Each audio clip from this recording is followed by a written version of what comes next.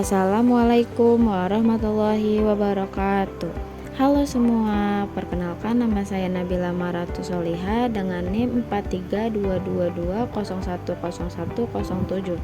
Saya berasal dari Universitas Mercu Buana, Fakultas Ekonomi dan Bisnis, Prodi Akuntansi. Di sini saya akan mempresentasikan tentang perekonomian Indonesia daerah Cirebon. Yang pertama ada perekonomian Indonesia. Perekonomian Indonesia adalah sistem ekonomi yang melibatkan aktivitas produksi, distribusi, dan konsumsi barang serta jasa di wilayah Indonesia. Sistem ini didasarkan pada prinsip ekonomi Pancasila yang mengutamakan keadilan sosial, pemerataan, dan kesejahteraan masyarakat melalui sinergi antara sektor pemerintah, swasta, dan koperasi. Selain itu, di sini juga ada karakteristik perekonomian Indonesia antara lain yang pertama ada ekonomi berbasis sumber daya alam, yang kedua ada keanekaragaman ekonomi, yang ketiga ada peran UMKM yang dominan, keempat ada ketergantungan pada ekspor komoditas, yang kelima ada ekonomi dualistik, keenam ada ekonomi terbuka, ketujuh ada pemerataan pembangunan yang belum optimal, dan yang terakhir ada transformasi ekonomi. Selanjutnya otonomi daerah. Otonomi daerah adalah sistem pemerintahan yang memberikan kewenangan kepada daerah untuk mengatur dan mengurus pemerintahan serta kepentingan masyarakat setempat berdasarkan prinsip desentralisasi. Tujuannya adalah untuk meningkatkan pelayanan publik, mendorong pembangunan, serta memaksimalkan potensi lokal. Dengan otonomi daerah, pemerintah daerah memiliki kebebasan untuk membuat kebijakan yang sesuai dengan kebutuhan dan kondisi masyarakatnya, tanpa harus selalu bergantung kepada pemerintah pusat. Otonomi daerah Cirebon. Kota Cirebon merupakan salah satu kota di Jawa Barat yang telah menjalankan prinsip otonomi daerah sebagaimana diatur dalam Undang-Undang Nomor 23 Tahun 2014 tentang Pemerintahan Daerah. Dalam kerangka otonomi daerah, Kota Cirebon memiliki kewenangan untuk mengatur dan mengelola urusan pemerintahan sesuai kebutuhan masyarakat lokal. Berikut adalah beberapa aspek utama otonomi daerah yang diterapkan di Kota Cirebon. Yang pertama ada pengembangan ekonomi lokal, fokus pada industri batik khas Megamendung, rotan dan pariwisata sejarah seperti Keraton Kasepuhan untuk meningkatkan PAD dan lapangan pekerjaan. Yang kedua ada peningkatan infrastruktur, pembangunan jalan, fasilitas umum, transportasi lokal, serta akses air bersih dan pengelolaan limbah. Yang ketiga ada pelestarian budaya, dukungan terhadap seni tradisional, tradisi religi, dan promosi budaya dalam pariwisata. Yang terakhir ada pengelolaan lingkungan, fasilitas TPST, penghijauan kota, dan kampanye pengurangan limbah plastik. Selanjutnya ada tujuan otonomi daerah. Tujuan otonomi daerah adalah memberikan kewenangan kepada pemerintah daerah untuk mengatur dan mengurus urusan pemerintahan sesuai dengan kepentingan masyarakat setempat. Tujuan utama otonomi daerah meliputi yang pertama ada meningkatkan efisiensi pemerintahan, yang kedua ada meningkatkan pelayanan publik, yang ketiga ada mendorong partisipasi masyarakat, yang keempat ada mengembangkan potensi lokal, dan yang terakhir ada mengurangi ketimpangan antar wilayah. Tujuan otonomi daerah Cirebon. Kota Cirebon memiliki tujuan pembangunan yang selaras dengan prinsip otonomi daerah, yaitu yang pertama ada meningkatkan ekonomi lokal, mengoptimalkan sektor perdagangan, batik, rotan, dan pariwisata sejarah untuk menciptakan lapangan kerja. Yang kedua ada pengembangan infrastruktur, memperbaiki jalan, transportasi, dan fasilitas umum untuk mendukung mobilitas masyarakat. Yang ketiga ada pelestarian budaya, melestarikan warisan budaya seperti batik Megamendung, tari topeng, dan makanan kuliner khasnya. Yang keempat ada peningkatan pendidikan dan kesehatan, memperluas akses pendidikan dan layanan kesehatan bagi masyarakat. Dan yang terakhir ada pembangunan berkelanjutan, mengelola lingkungan dengan baik termasuk pengolahan sampah dan pengendalian dampak urbanisasi. Permasalahan utama otonomi daerah Kota Cirebon. Di sini ada beberapa masalah utama yang dihadapi, yaitu yang pertama ada kemacetan dan masalah transportasi. Pertumbuhan kendaraan meningkat, transportasi umum terbatas dan tidak terintegrasi. Yang kedua ada pengelolaan sampah dan lingkungan. Sampah menumpuk tanpa pengelolaan optimal dan sungai tercemar limbah. Yang ketiga ada ketimpangan ekonomi. Potensi batik dan pariwisata belum maksimal dan manfaat ekonomi belum merata. Yang keempat ada pelestarian budaya yang terancam. Modernisasi mengancam tradisi, kurangnya edukasi dan promosi budaya yang masih kurang dari masyarakat. Yang kelima ada ketersediaan dan kualitas pelayanan publik. Akses pendidikan dan kesehatan lebih terkonsentrasi di pusat kota. Yang keenam ada urbanisasi. Urbanisasi pesat memicu permukiman kumuh dan keterbatasan perumahan layak. Yang ketujuh ada tata ruang dan infrastruktur yang terbatas. Infrastruktur tidak seimbang dengan pertumbuhan dan tata ruang kurang berkelanjutan. Dan yang terakhir ada pengelolaan SDM. Pelatihan tenaga kerja lokal minim dan sumber daya manusia kurang siap mendukung sektor unggulan.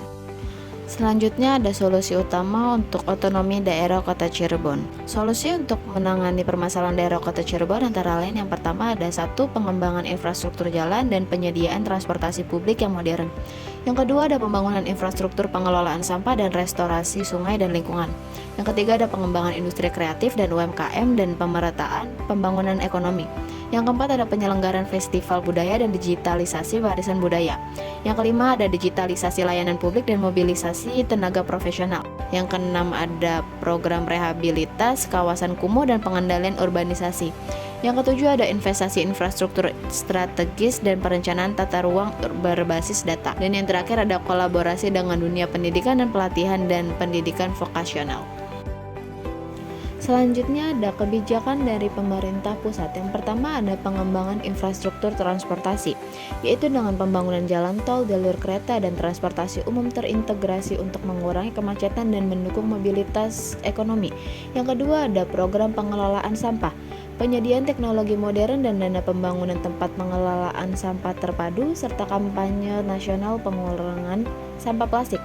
Dan yang ketiga ada pengembangan pariwisata berbasis budaya, promosi wisata budaya, pengembangan infrastruktur wisata, pelatihan pelaku pariwisata, dan penyelenggaraan event nasional. Dan yang terakhir ada peningkatan pendidikan dan pelatihan vokasional, beasiswa, penguatan fasilitas sekolah di daerah terpencil, dan pelatihan vokasional untuk tenaga kerja.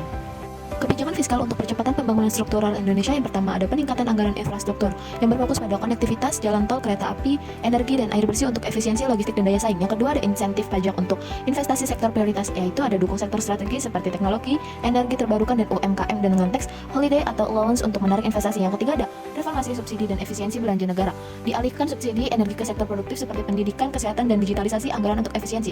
Dan yang keempat ada peningkatan dana transfer ke daerah atau dana alokasi khusus atau dana daerah, perbesar alokasi khusus untuk DAK dan dana daerah guna pembangunan infrastruktur lokal dan pemberdayaan masyarakat. Dan yang kelima ada penguatan penerimaan negara dan pajak atau PNBP yang memanfaatkan sumber daya alam, pariwisata, dan ekonomi digital untuk mendapatkan negara alternatif. Dan yang terakhir ada peningkatan pembiayaan pembangunan berbasis utang produktif.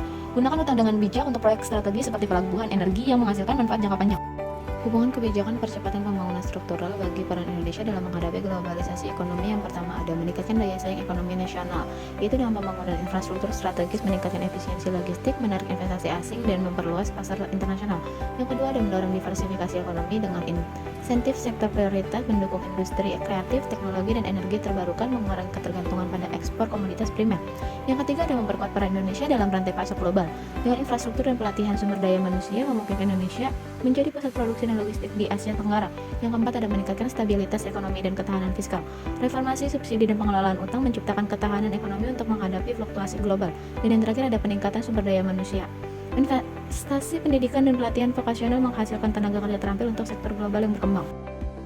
Tantangan dan hambatan persaingan dalam globalisasi, yaitu yang pertama ada tantangan antara lain ada ketergantungan sumber daya alam, ekonomi rentan terhadap fluktuasi harga komoditas dan menghambat diversifikasi. Dan yang kedua ada perubahan iklim dan lingkungan, tekanan global soal lingkungan mempengaruhi daya saing produk. Yang ketiga ada inovasi yang terbatas, rendahnya adopsi teknologi dan riset mengurangi nilai tambah produk. Selanjutnya ada hambatan dalam persaingan global. Yang pertama ada kualitas sumber daya manusia rendah, keterampilan belum sesuai kebutuhan global, khususnya di teknologi dan jasa.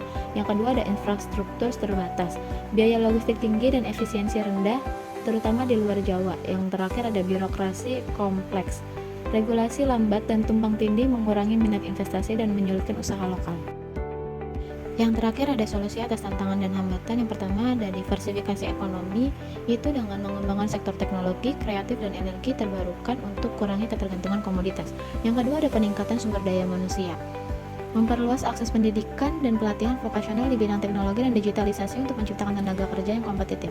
Yang ketiga ada percepatan pembangunan infrastruktur, yaitu dengan membangun infrastruktur di luar Jawa dengan skema publik swasta untuk konektivitas. Yang keempat ada reformasi birokrasi, yaitu dengan menyederhanakan perizinan dan digitalisasi pelayanan publik. Yang kelima ada penguatan teknologi dan inovasi, yaitu dengan mendukung riset startup, teknologi, dan kolaborasi industri untuk menghasilkan produk yang kompetitif secara global. Dan yang terakhir ada pengelolaan lingkungan, adopsi kebijakan ekonomi hijau, dan pastikan produk memenuhi standar lingkungan internasional untuk daya saing global.